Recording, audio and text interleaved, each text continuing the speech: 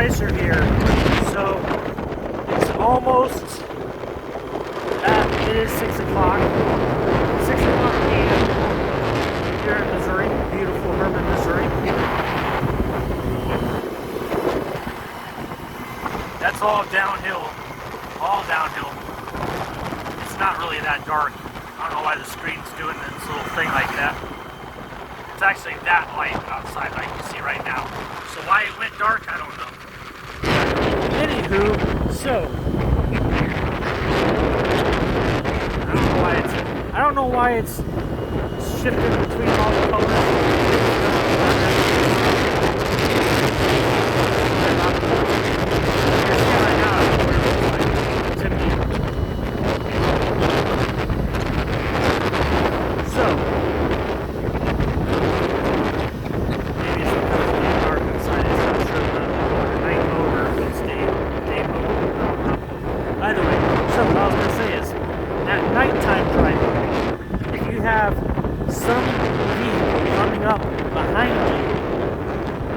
Dark. If you don't think they see you, which they should, because you got a tail light on your bike, if you don't think they do, just simply tap your brake. Tap your brake, it'll brighten up your tail light to let them know that you're hitting your brake. It'll at least get their attention. I've done it on this bike a few different times where if I think somebody's coming behind me, or I just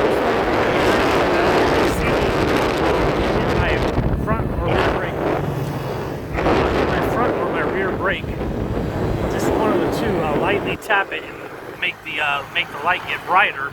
That way they notice, hey, there's a bright light in front of me that just flashed, and they'll at least attempt to slow down before they hit you.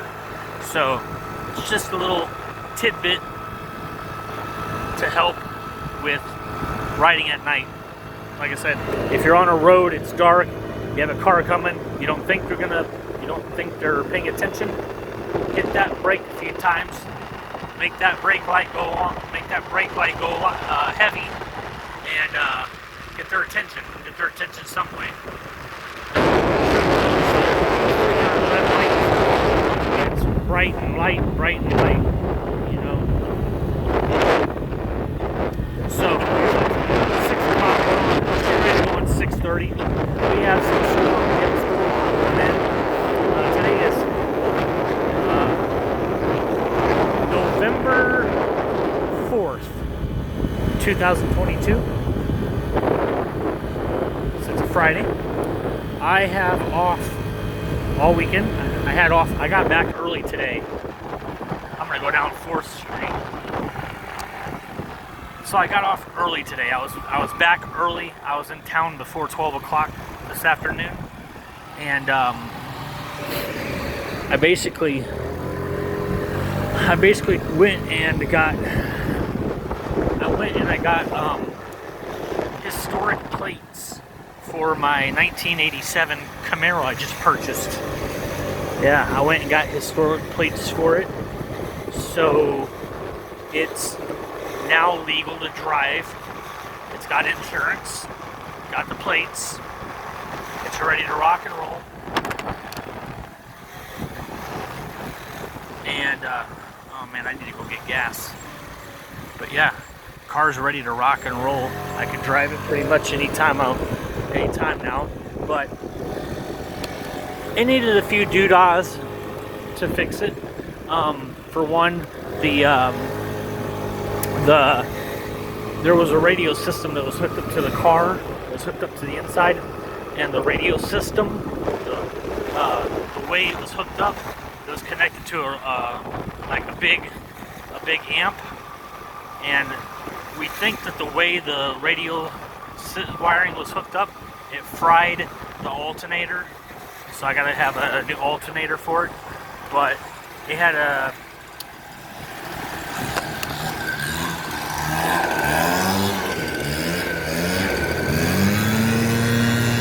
it had an intake leak, so it was sucking in a lot of air. So the intake was sucking in a lot of air, and it had a hose leak, so it was leaking some antifreeze. So that got replaced. The intake gasket got replaced.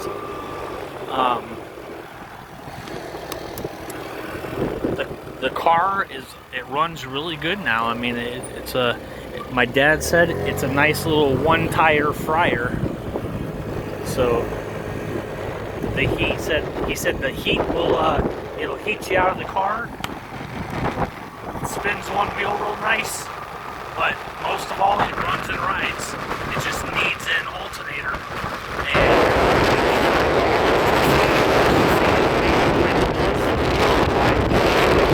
We came up with some explanations. I believe that the radio system caused the battery to fry up the alternator. So, because of how we figured it out, that's what we're gonna do. I have to have a battery and an alternator in order to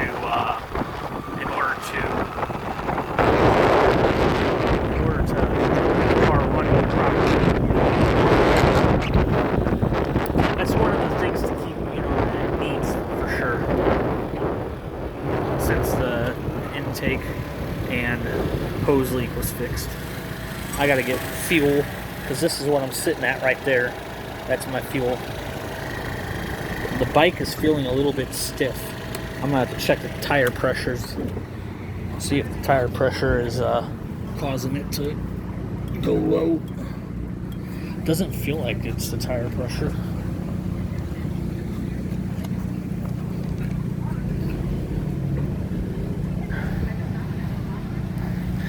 Definitely doesn't feel like the tire pressure. But then again, my fat ass just got off of it.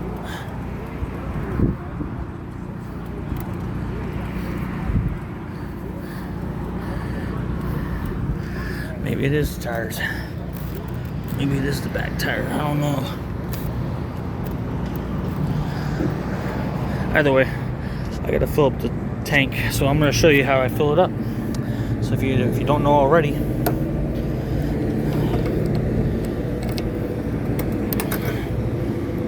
okay. Hold on a sec. All right. So.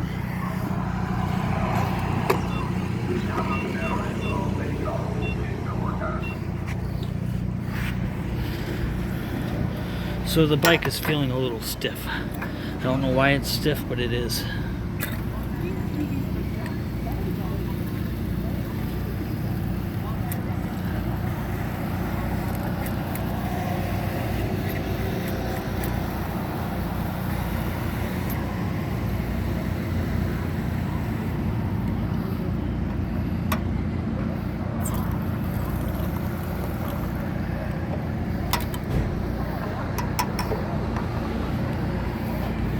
That's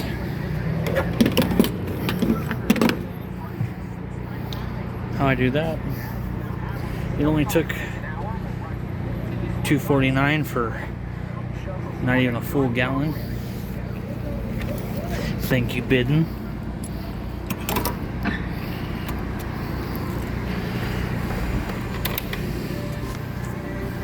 Nope, don't need no receipt.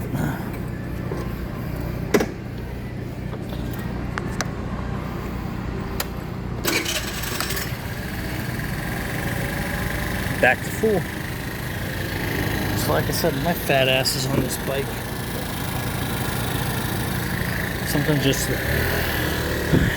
a little off with it. It's definitely running a little stiff. It feels a little stiff.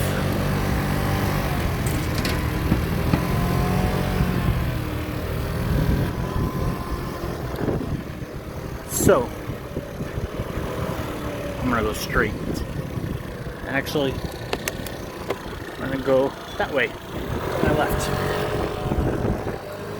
So, I was gonna say, Sunday is a Toys for Tots ride, going from Montgomery City to Hermann, Missouri.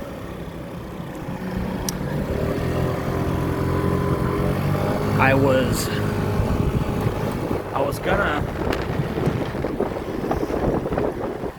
was going to wear my helmet and do a chit-chat ride with my GoPro, so I could let my GoPro do all the filming during the ride, but it's going to be 70 degrees, and I don't want to wear a helmet, and you can go. Alright. So, I don't want to wear a helmet, and my wife is gonna join me, and I figure maybe I'll just go ahead and let her use my phone to make a video while she's riding with me and see how that turns out. I'm more worried that she's gonna break my brand new phone, because she's pretty prone to, or she's pretty good at breaking phones, even indestructible phones. So I'd hate to give her my new phone and then something happened to it because she has it. So I don't know if I'm gonna film the ride. Like I said, I don't want to wear a GoPro, or I don't want to wear a helmet.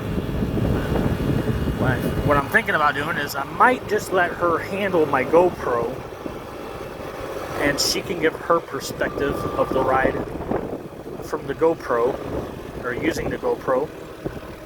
I just hope that most of the video she doesn't have it aimed at the back of my head during the ride, because I don't think any of you want to watch a ride staring at the back of my head. I mean, I'm not that bad to look at, but I don't think you all want to watch that for a full however long it takes to get back to Hermann from Montgomery. So yeah, that's it. Otherwise, like I said, I got back early today. I have off tomorrow.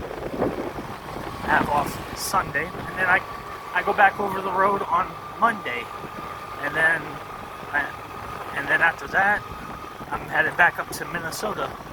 So I go to I'm going to No, it's not Mount Pleasant. I'm going somewhere in Illinois. I can't remember. I think it's Mount Vernon, Illinois. Is where I'm going to make my first delivery Monday, which is only like 93 miles from Troy. And then from there, I go back to Troy, and then I get a different load. And then that load that I'm getting is going to go to Minnesota on Tuesday. And I start making my way up there Tuesday. And I just got back from a Minnesota run this week, which is awesome. I actually really come to like Minnesota. There's a lot of long, straight stretches with nothing but woods on both sides of the highway. It's like riding down my highway, or it's like riding down the highways through my town, but with woods on both sides. And I was more worried about elk coming out and destroying the front of my truck. I did see quite a few deer, but nothing that truck couldn't handle if I did smack it. So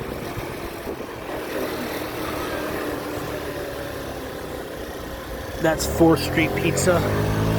That wasn't a good view though. 1837 bar.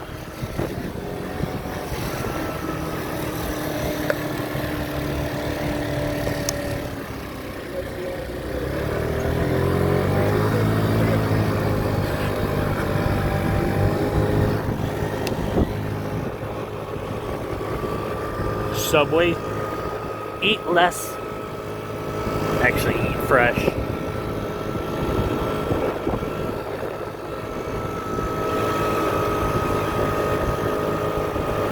So anyway, about my Camaro, it's running properly right now that we can tell, but today when I got back I had plenty of time to run up to run over to Jeff City. I had plenty of time to run over to Jeff City and go get historic plates for it, because I had already called my insurance and put liability on it, and yeah, so it's at least insured. But I didn't want to get it inspected, so I said, screw it, I'm going to put historic plates on it, and that car's never going to see 1,000 miles in a year, so it just makes sense. That guy's, what's funny is all those leaves on the ground, the guy is using a leaf blower to move it all, but we're supposed to get a storm in that has heavy winds, and all the leaves are going to go back where they were.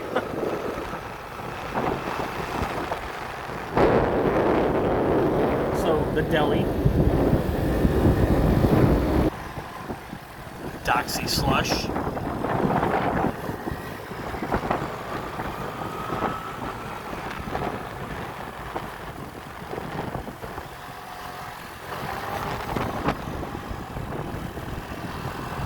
I was gonna do the loose. I was gonna do the boost, but.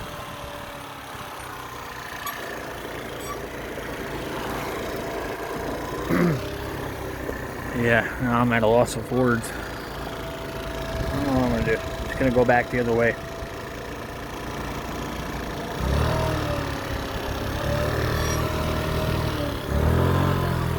You better go before I do. Okay. I'm just gonna go this way. So, I'm jibber jabbering. I'm getting distracted. Kind of not knowing what I'm going to do after that. But anywho, so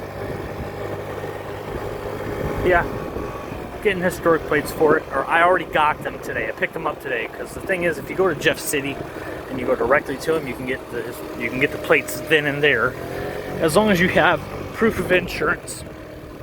And if you don't have your what do you call it? If you don't have your property taxes in paper form, they will, ooh, that's a beautiful Camaro. They will look it up on a computer for you, which is fine, because most places they're starting to sway from using paper. And I haven't had to use paper for going to get vehicles done, looking up my property taxes, since the first time I seen them look it up on the computer system. Then I realized, oh, they could just look it up on there. I'm just gonna have them do it that way, because I didn't want to go up to that big staple up there at the courthouse and go get the shit just to go and get a vehicle registered. I just said, look it up on a computer. That's what everybody's doing nowadays. Just look it up, and they do. So, like I said, for getting a car registered in Missouri under historic,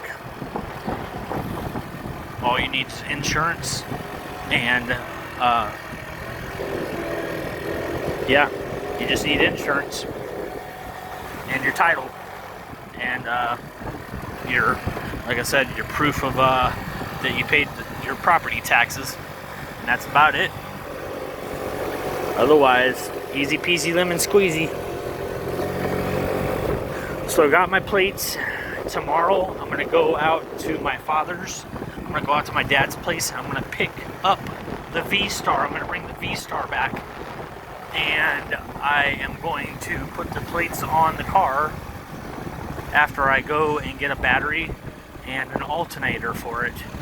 And but we're gonna go put the plates on it. I'm gonna leave all the information with him, and then if my dad feels like taking the old Peter B for a rip around his town, he's more than welcome to, because like I said, it has a problem with overheating because it had a leak, but we're just going to make sure that it's not going to overheat while, before I take possession of it.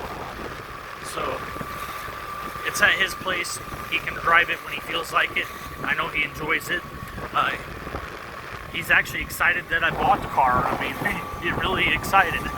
So it was nice that he went to the trouble to get it all going for me. And by going, I mean he replaced the throttle bar, or the intake gasket, and fixed the antifreeze leakage that we could see. He did all that before I ever got my hands dirty, so bravo. Thanks, Dad. I appreciate it.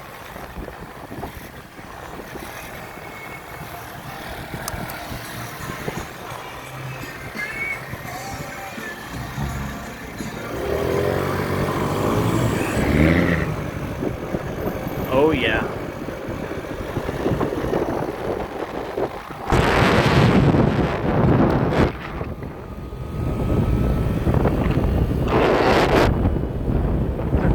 The wind is really picking up. That heavy wind. I heard somebody exaggerate today. They said we're supposed to have windstorms up to 55 miles per hour. I don't believe that, but it could happen maybe in that area, but it definitely doesn't seem like it's going to happen here. We might get 20 mile an hour gusts or 25, but I don't think 55. I mean, shit. If that was the case, it's going to be some strong freaking winds. I know it's already strong now because whenever I got home to get the icebear out of the shed, I had the door open, and of course the shed door was being blown straight up. You know, it was being blown right as far as it could go. I had a brick to keep it from going all the way. So it was getting pushed pretty hard. And yeah. So like I said, I'm gonna have more videos of the Camaro as they come, or I mean as maybe two. But I definitely picked up the car for a good price. I was very happy with the price. The person I bought it from, he's happy with the price. He actually dropped it down to the price I asked him if he would. He's like, yeah, I actually dropped it down to the price already. I said, okay, let's make it happen. This time I'm not dicking around. And my buddy at Tetanus Auto, he had a chance to buy it, but backed out and didn't buy it. And this time around, I was like, you know what? I'm not fucking around. I'm buying this shit for the price that I got it for. I couldn't cancel it. So I got a car. Like I said, I was born in 1987, so I got an 87 Softail and I got an 87 Camaro. Both are my long-time vehicles. They're going to be my long-term vehicles. I will get rid of my Toyota. Get rid of my wife's Buick. Well, I can't say that, but I'd get rid of that car. Actually, I would get rid of that car, and I'd get rid of the Harley Sportster, and I'd get rid of the V-Star long before I ever let go of the Softail or the Camaro.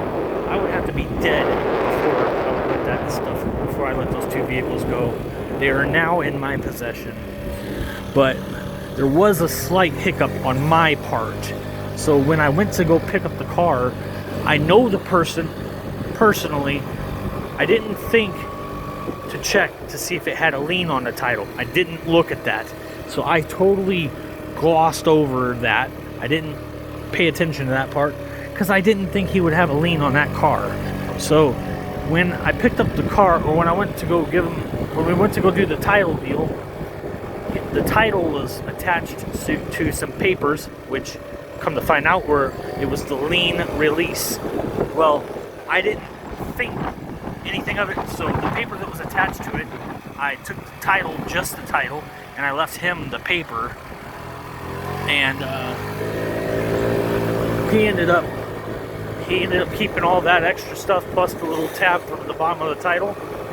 And it wasn't until I got to the DMV and I was like, I need to put this car title in my name, and she looked at me and she says, well, first off, you need to get the lien release because it's got a lien on the title. And I looked at it and said, what the fuck? Like, come on. I've checked several times on vehicles. and none of them had liens on them, so I wasn't worried about it. So when it said lien release, when it had said lien, I was like, well, fuck's sake. I knew I could easily get the paperwork back as long as he didn't discard it and throw it away. So I texted him up. I said, hey man, I need to get the title, the papers that came with the title that you were gonna give me. I need that stuff because that's what I need. And I went to the place that had the lien on the title, and luckily it was in their system, and they gave me the lien release form to take to the DMV so I could get the title put in my name. And like I said, it was a pure accident, it wasn't on purpose. So what happened. I'm not even upset about it. It was my fault for not looking at it hard enough. So next time I'm gonna have to really check him out from now on just to be safe. But I didn't blame him, it was my fault. But car is in my name. Everything was good that needed to be done. So got the title transferred in my name. Took the paper with me, went to Jeff City, found everything on the desk and said, I need the plates. Give me the plates. And that's really what happened. They gave me the plates after everything was confirmed, and I was on my way out. I got there, the room was kind of packed. It took me about an hour and 14 minutes before I was finally done. So 1 hour 14 minutes in after I got there to the time that I got out. So it wasn't terrible. Luckily, when you go to the Jefferson City Capitol, they have some spots that you could park for 3 hours. And that's where I parked, in the 3-hour spot. So I was watching that clock just to make sure, and it was under 3 hours, so I was happy about that. But so enough about that. I'll make videos on the 87 as I can. It's supposed to be in the 70s again all week long while I'm over the road. So hopefully when I come back over from being over the road again, maybe the weather will still be nice, and I'll probably take the Sportster out for another rip after Sunday. But the V-Star is definitely coming back home tomorrow, and I could not come up with a name. For the V-Star and its extravagant paint job. But my wife said, why don't you name it Abstract? Because it is kind of abstract. And I said, you know what? Fine, we'll name it Abstract. It seems like it fits. So that's what I'm going to name that bike for now, is Abstract, which is my V-Star. And of course, Insanity, which is my Harley Davidson 883. And then my daughters, they named my 87 Softail Sonic. And I didn't really give it a name. I just called it 87. But my daughters, they love the blue and silver, so they said, name it Sonic, Daddy. It looks like Sonic. So I said, okay, it's Sonic 87. So that's my Softail. And yeah, that's what's going on with that.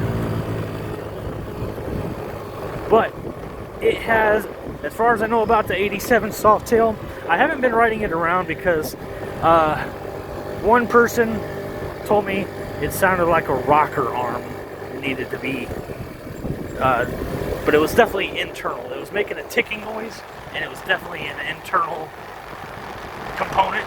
He told me it sounded like a rocker arm. He said I wouldn't drive it too much because it can destroy it pretty quick. So ever since that guy told me that, I took it back to my place and I parked it, and that's where it's been since. I shoved it in the shed and I pulled a cover over it, and now that bike is waiting to go to a shop. And when that shop is finished, that house is finished. It's beautiful now. Wow. So when the shop is finished, I can take the 87 Softail over there and I can start working on it and getting my hands dirty and dismantling it and turn it into a chopper. It's gonna be chopper style. I'm gonna go straight this time. I went left last time. I'm gonna go straight this time. All right.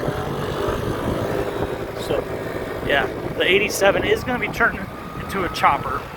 I'm gonna do it from the ground up. It's gonna be a full rebuild. I'm gonna try to do it on a budget the best that I can. I don't want to go cheap, but at the same time, I don't want to kill myself bank-wise. But I'll see what it turns into. I'll find out the hard way. I mean, but I want to mostly. Right now I'm most concerned about the motor and the transmission running properly. As long as the motor and the transmission runs smoothly and runs great, I'm happy, because that's what's going to make the vehicle. That's what's going to make the bike go. And I want that bike to go. I want it to be reliable. So as long as the motor and transmission are reliable, I'm happy. The rest of it can happen in due time. I just want the motor and transmission mostly done first and foremost, and then worry about the frame being turned into a hardtail. And I have thought really about going hardtail on it. I really have. I like the looks of the hardtails.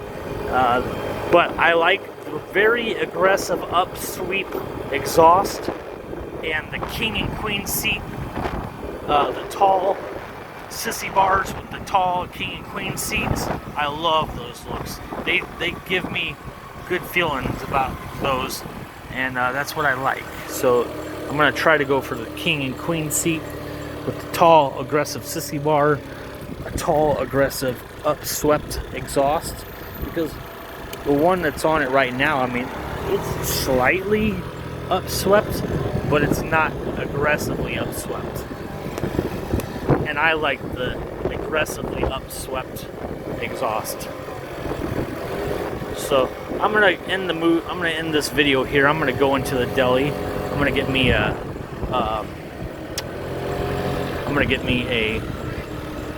frosty. What the fuck do they call it? I'm gonna get myself a smoothie.